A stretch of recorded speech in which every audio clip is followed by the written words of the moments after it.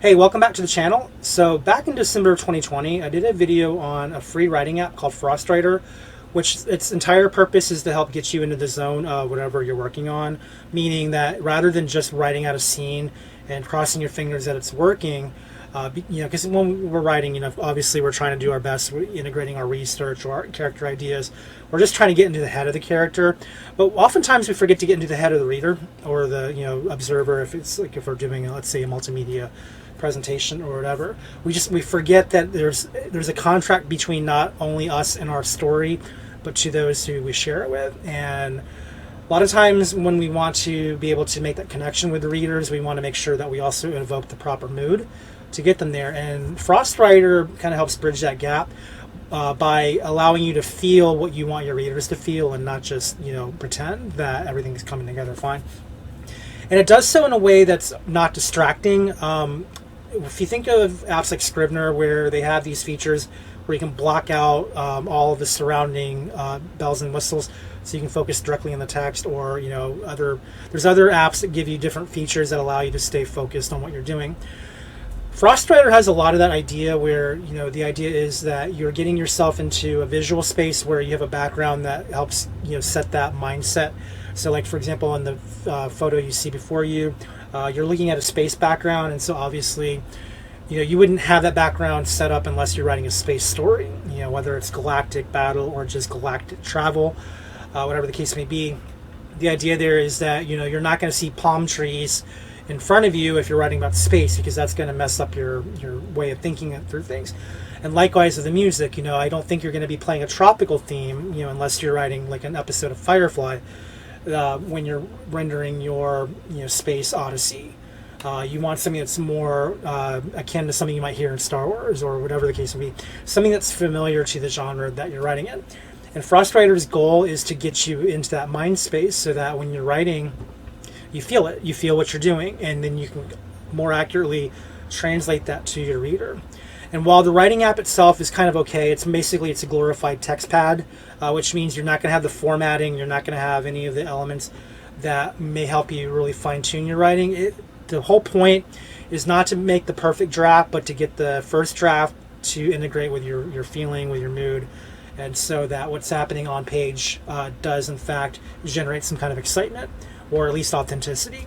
And that's sort of the main goal of having Frostwriter. So it's definitely a first draft tool. It's not a final tool, and but it's still something that I recommend you check it out. Even if you don't use the background images, having the background music is good enough to get you. Even if you want to stay in Scrivener or Word, just having the background music definitely helps. But again, the purpose of having Frost is you have the background, you have that scene in front of you, so that you don't have to expend a bunch of extra mental energy trying to think about what the image or that feeling may look like when you're writing it down. It's already there in front of you.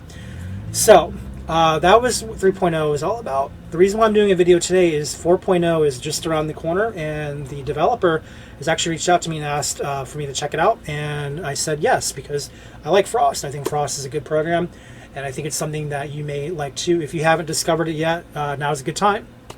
Or starting on the 26th, I believe, is when he's rolling 4.0 out to the public. So we're going to take a quick look at it, and you can let me know in the comments below, and by proxy you'll let the developer know whether or not this is something you're looking forward to, and then also if you like the changes. So we're going to take a quick look, and we'll see you there on the other side. Alright, so right now we're on frostwriter.com, and you'll notice from the previous version that we have a new welcome screen because we have a new version. We have 4.0 is now live. So when you come to this website, you have your choice of Explore 4.0 or just Write. We're going to Explore first because we want to actually find out what's in it. But also, before I do that, I want to make two notes here. First of all, I'm using the beta version, which means the public version is not out yet. So if by any chance you click on the link and you do not see the screen, it may be that 3.0 is still the active format. Trust me, 4.0 is on its way. Just try back in a few hours or in a day or two.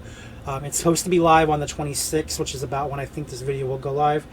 So you shouldn't have any discrepancies there. But in the event that you see a different page than what you see now, this will come live soon. So don't give up. That's and then the other thing to keep in mind is because it's beta, I'm not going to have access to everything that you will. So I can't test everything, but I can test most things. And then the last thing is the developer recommends that you use Chrome when you use FrostWriter. Not that the other browsers won't work, but it's just that Chrome is the recommended. And typically, I would say go with what the developer is recommending. So if you have Chrome or you use Chrome, use it for this. Okay. So let's take a quick look at what's going to be new in Frost 4.0, and we'll see if that's something you're interested in. You'll notice the little icon is the same. So if you need to go navigate back to the home page, you always click on the little button up here. And that's your way to the front page. So right now we have 4.0 perfected and simplified. So 4.0 brings a whole new dimension to the writing world. 3.0 was already a highly successful update, and this year we took all our features to the next level by perfecting them and simplifying the user experience while introducing new functionalities and a bunch of new features. The film doesn't work for me yet, so you'll be able to watch the film once the site gets its update. So again, by the time you watch this, it should work. But it's not going to work for me yet because the beta is not hooked up, so I can't play it. But I'm sure it's amazing, and I'm sure you'll love it, so you should watch it when you can. Dynamic background. So this is the new requested feature that a lot of authors were reaching out and wanting. And what this does is you can kind of see a preview of it over here in the corner here. It takes the static backgrounds and makes them more interesting. In this case, it's animating the background. But what it does is it does some subtle shifts in color and movement, so that you have more of that immersion, and it's less boring. Not that it's going to be boring all the time, but let's be honest, if you're looking at the same thing over and over and over again, at some point it does wear a little thin. So having a little bit of a refresh is something that I think is welcome. So that's what the purpose of the dynamic background is to give you something more to look at and a different way of feeling the scene, and also to stick with it longer. So that's dynamic backgrounds, and then you have shortcuts. We removed all the buttons, well, kind of. In 4.0, we're introducing simple shortcuts that allow you to navigate Frost without having to leave your keyboard. Shortcuts are capable for everything like dark mode, skipping tracks, and shuffling themes, and you name it. So essentially what you have to do is, it's Option, I think, is the Mac button. Control would be it's either Control or Alternate for Windows. One of them I think it's Alternate, actually, is the one that actually lets you do this in Windows. But essentially, if you hold Option L, Option S, you'll be able to go to dark mode, shuffle, and then of course right and left will go change the tracks. So we'll definitely work with that a little bit and see if that's something that we like. Border the background, so we can also shuffle it. So what's nice about this is you don't have to be stuck in the same background for the entire theme. If you want to stay in the theme but change the background, you now have that option. So you do that with Alt. Okay, so that answers my question. Alt is the equivalent to Option if you're in Windows. So in order to add more versatility to themes and music, you will now be able to shuffle between various themes within the same family as your writing progresses. Transfer seamlessly as the background shuffles, and music shuffles too when you change background. How cool is that? I think it's very cool, but we all have different reactions to different things, so be sure to let the developer know whether or not you think it's cool in the comments below, because you'll probably see it. Okay, so now you can go all the way full bleed. So this is great for those who are easily distracted. Most good writing apps are going to have some kind of feature like this, where if you don't want all the bells and whistles staring at your face, or if you don't want to be tempted by editing buttons or anything of that nature, what this does is this puts you fully into the scene and fully into the app, as you can see in the image here, and this just makes it easier for you to stay focused. If you have trouble focusing, then this should minimize that focus. Obviously it can't affect what's around your actual desk at home. If you have your computer monitor and you got a bunch of junk all around your computer monitor, it only goes as far as what's on your screen. Once you go past the screen, it's on you to fix your workspace so that you're not distracted. But regarding what you have on screen, this solves that problem pretty well. So for those of you who need to minimize your distractions, now you have that option. And then the best part, in my opinion, is the bunch of new themes. And by bunch, they mean all of this. So what you're going to look at here is you're going to look at something called Baroque Theme over in this site, or actually it's a mix here. Things like the Louvre, Paris, Big Ben, those are under what's called the Baroque Theme. And that's good for if you're doing either a travel story, or if you want something that's kind of more literary, or something that's based off of something you might find like an independent film that you'll watch at Cannes Film Festival, or something of that nature. If you want to get into the headspace of Fitzgerald and Hemingway and all those expatriates, this is the kind of theme you may want to go into. So that's interesting. The one I'm looking forward to the most is the desert theme, or it's called the is it called the desert theme? It basically has the Sahara. It's got the Arabia. This is great for when you're doing adventure stories like Indiana Jones style, or something to the effect of I can't remember his name. The one who wrote Sahara, the book Sahara. All of his story. It's like it's Wally, or it's something. It's not Wally Lamb. It's I don't remember his name at the top of my head. But he's like a well-known adventure writer who does a lot of his stories out in these sweeping epical landscapes and things. Anyway, if you're that type of writer, then the Sahara theme may be something you'll really enjoy. There's also a new dark theme that it's called Midnight, which I think is going to be designed for those who do urban fantasy, vampire, city books or whatever. So those are some of the things that you have to look forward to. And of course, there's a new romance theme here with Emma, Erica, and all those. So as I said in my last video, I'm not a romance writer, but it doesn't mean that there aren't scenes that I have to occasionally work on that are romantic in nature. And I'm not a romantic guy. Spoiler alert, ladies. I wish I was, but I don't know. Maybe I'm just unchallenged in that realm.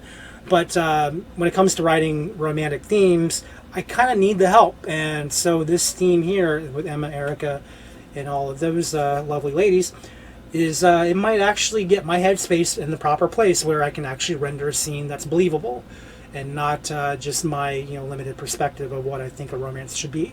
Although I think Jane Austen wrote that way, so who knows? Maybe it'll work. But either way, just as I recommended in the last video, I'll recommend again in this video.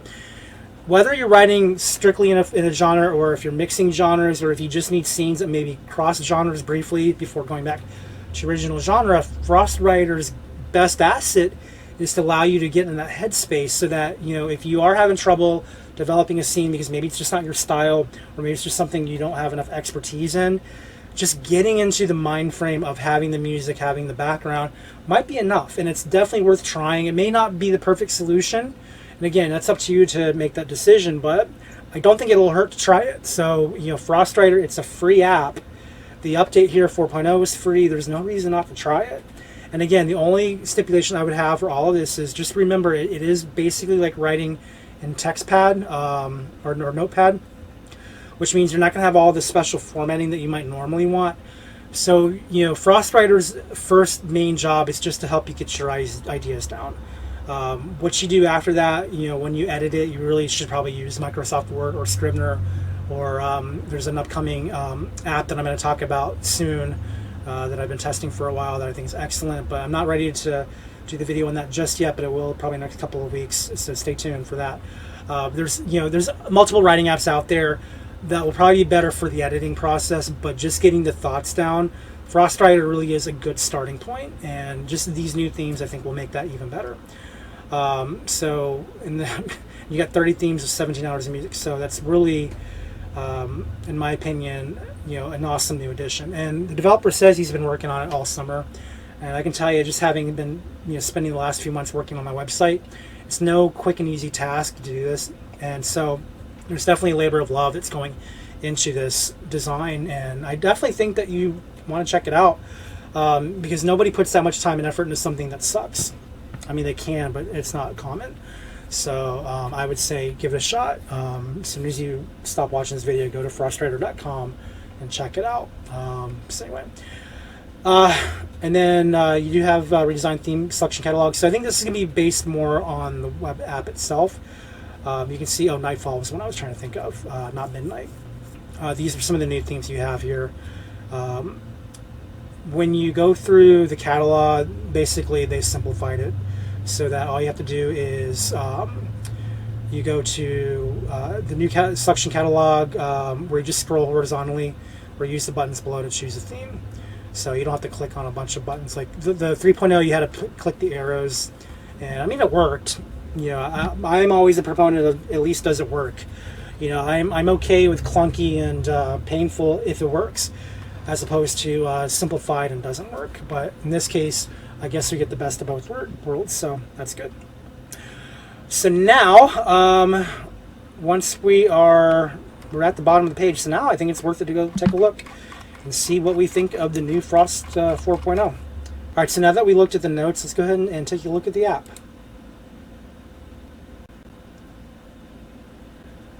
Okay, so just a quick note, I actually was here 2 seconds ago, but the music was loud, so I had to turn it down and start over. But already right off the bat, you're going to get this splash image that's going to be dynamic, like this picture will change to an author that I think I'm supposed to recognize, but I'm not sure if I do. But the idea here is that you're already in the mood for being in your writing space. You might be able to hear the music in the background. I turned it way down because I didn't want it conflicting with my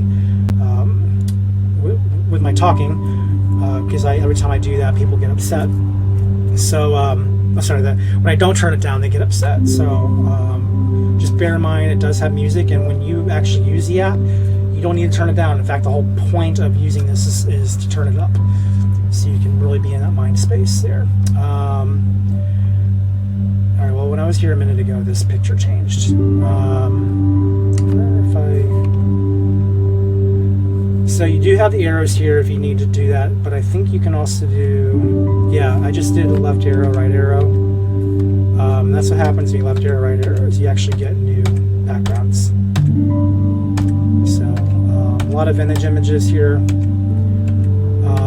But, I mean, you're already thinking of being a literature expert, I think.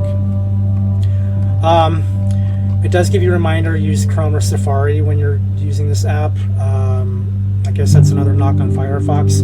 Sorry, Firefox users, myself included.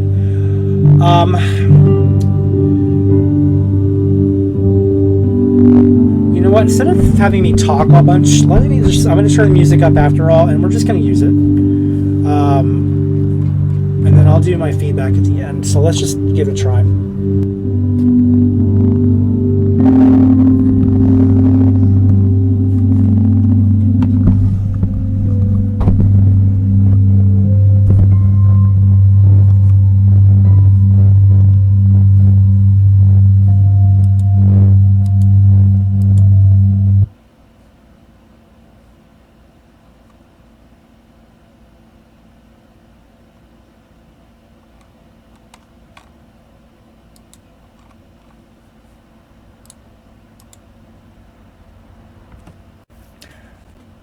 So you want to make sure that make sure that you clicked on that little quill icon when you want to get into the actual page. All right, now I'm going to turn the music back up.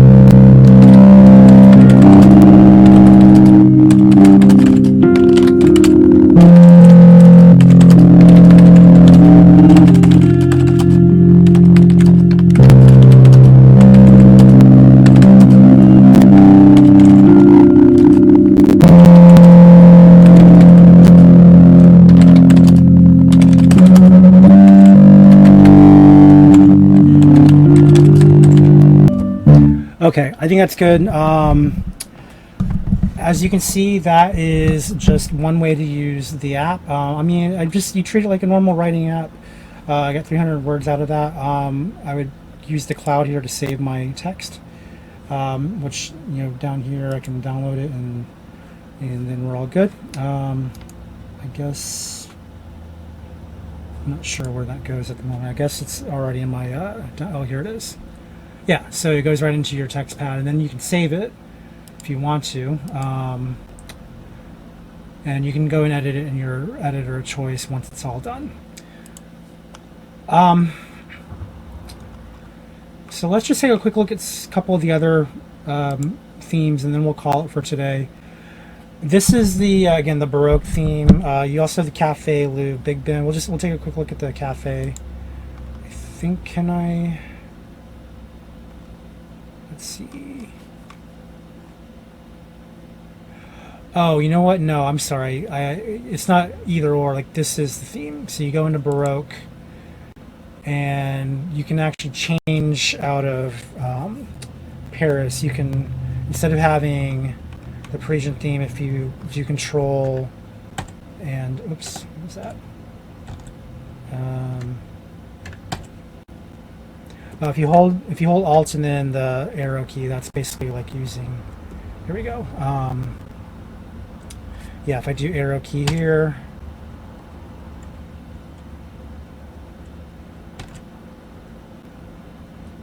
Right? Isn't that supposed to work? Do I need to maybe be in the theme?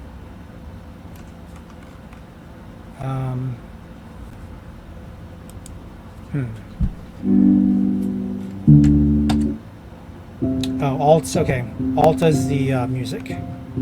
So, is it Alt S? Is that the shuffle? Yeah, okay. So Alt S is what, or Option S is what allows you to change the background. So when you change the background, it's going to change the music. Okay. Now it also changes the display too, so just bear that in mind. Don't forget also, if you want to get rid of the full screen, let's see if there's a way to do that. You hold Alt down, you'll bring up this image here, and this will allow you to see what your hotkeys are. So if you want to get rid of full bleed, then you just hold Alt F. Or no, sorry, that puts you in a full bleed. And if you want back out, you just hit Alt F again. Okay. I think. Does that bring me out?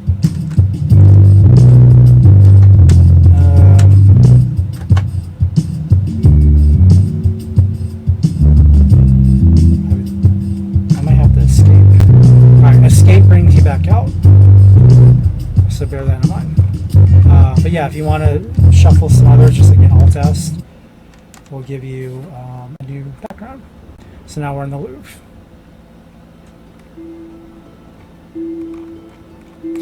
Now, one of the things that didn't get updated yet was the word count, unless you click in. If you click in, then your word count will update. So just bear in mind that 0 is not it's not baked in. You just have to be in your writing space for that to show. So just keep that in mind, and then of course when you're done, you can X out entirely. Again, I'm not normally you would click on the little antlers. I'm not doing that because it's going to take me back to the beta page, which is not what you'll see. So I'm just, for now, I'm backing out of all over the place, but you won't have to do that. Once you're in the system, you can just click on the little antlers there. All right, let's take a look at one more theme here. I'm really interested in dunes, so let's click on that real quick. And again, to actually use the writing, you just need to click on the little toggle there. Okay, and we're not going to type this time, because I have to leave here in a few minutes, but I want to at least hear some of the music and see the backgrounds.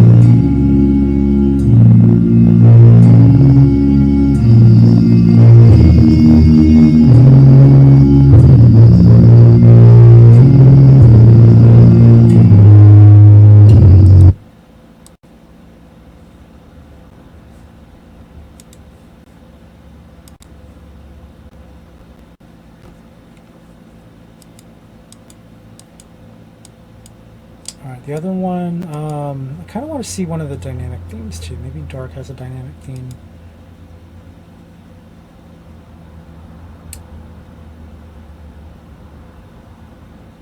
Oh, okay.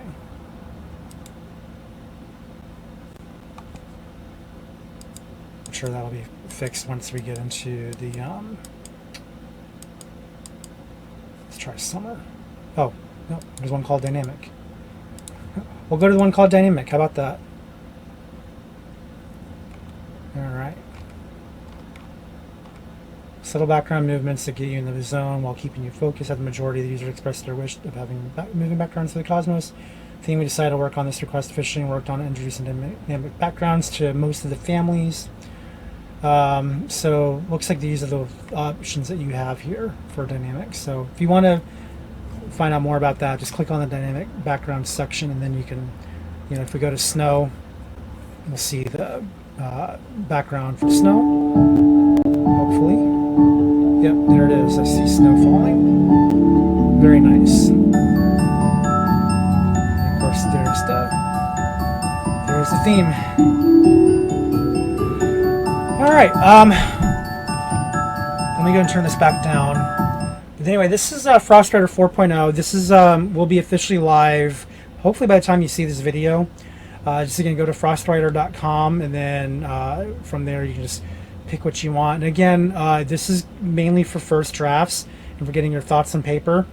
I would not recommend you use this for editing final manuscripts, because again, it's a notepad, and as you saw in my earlier example, when I saved it, it saved right to my notepad. So just be aware of that when you're writing, or even when you're giving it a try. It does not come with the bells and whistles that you would want in a regular writing app. It does, however, get you to help render scenes more authentically by being able to get into, not just the story mind space, but also the mood mind space. Get you to actually imagine the feeling you want to express on your reader. So that's my recommendation for Frostwriter, and I definitely think that you want to give it a try here if you're serious about changing the way you approach your scenes. I also recommend use it for something you want to write, like my example about Paris and meeting Emma on the street. That's something that I might do better with once I've actually thought about what I want in the story. But that was a random scene render. I don't really have any idea what I was doing with it. So I wasn't really going to get the full experience abstractly that way. I do think that once you know what you want out of a story, it's going to make using Frost a lot easier. If you're going in just to pants your way through things, honestly, you may come up with some junk because, again, when you're writing based on mood, you're still going to ultimately write on the premise of being manipulated by the emotion and maybe not fully thinking your way through what the actual consequences of the scene are. So it may work for you, may not, I don't know. If you're a pantser type writer, I still say try it out. You never know what you're going to end up with. But I think this is going to probably benefit the planners a little bit more, because I think in this case, once you know what you want out of the scene, then it'll be easier to actually connect the emotion to the writing, because you already know where the story is supposed to go. And so like the word choice and all that may be what's affected by the mood. But everybody has their own way of handling things, and I do hope that you'll write in the comments below the way you approach this program and the way you approach the idea of writing.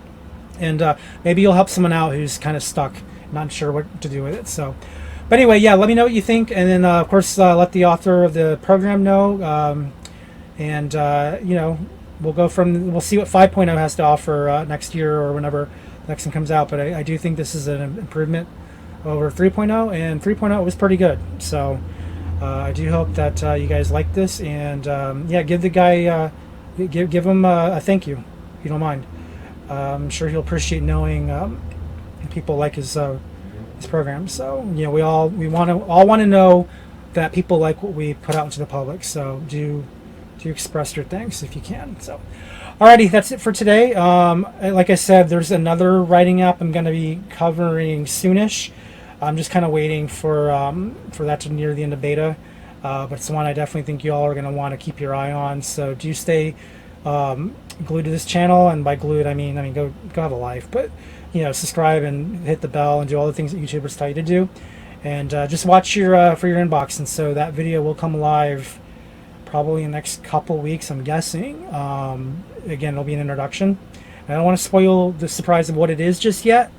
But it is one that if you're a serious writer, and especially if you're in self-publishing, you're going to want to know more about this program. But definitely give Frost a try and get that mood juice going.